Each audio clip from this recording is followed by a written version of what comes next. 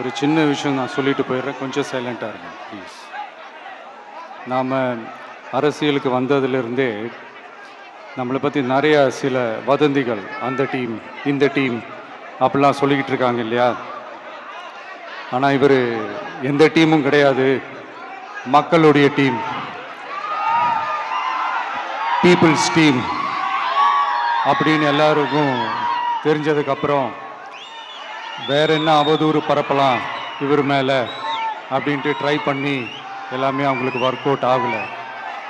So கடைசியில் என்ன தான் இந்த விஜயை பண்ணலாம் அப்படின்னு நினைக்கும் போது தான் இந்த கூட்டணி அந்த கூட்டணிலாம் சேர போகிறாரு அப்படின்ட்டு ஒரு பொய்யான ஒரு பிரச்சாரத்தை பண்ணிக்கிட்டு இருந்தாங்க. இந்த நியூஸ் எல்லாம் கேட்டு நீங்கள் கொஞ்சம் கன்ஃபியூஸ் ஆகிருப்பீங்க. அதனால் இங்கே மறுபடியும் ஓப்பனாக தெளிவாக ஒரு விஷயத்தை நான் சொல்கிறேன். நாங்கள் எப்பவுமே மதச்சார்பற்ற கொள்கைன்றதில், அந்த ஸ்டாண்ட்லேயோ, மதச்சார்பற்ற சமூக நீதின்ற அந்த நிலைப்பாட்டிலையோ எப்பவுமே சமரசம் வச்சுக்கவே மாட்டோம்.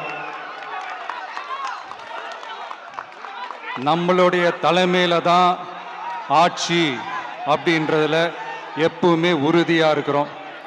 நம்மளுடைய முதல் மாநாட்டில் கூட நான் சொன்ன மாதிரி அரசியலில் யாருக்காகவும் எதுக்காகவும் எந்த விதமான ஒரு சமரசமும் நாம் வச்சுக்க போகிறது எல்லாம் அந்த பேச்சுவார்த்தையே கிடையாது. சரிங்களா? அதனால் யார் என்ன அவதூறு பரப்புனாலும் தயவு செஞ்சு அதை நம்பாதீங்க.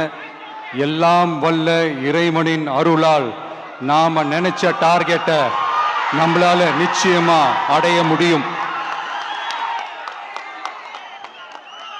இன்னைக்கு என்னுடைய இஸ்லாமிய சகோதர சகோதரிகளுக்கு என்னுடைய ரமலான் நல்வாழ்த்துக்கள். கான்ஃபிடென்ட்டா இருங்க, நல்லதே நடக்கும், வெற்றி நிச்சயம்.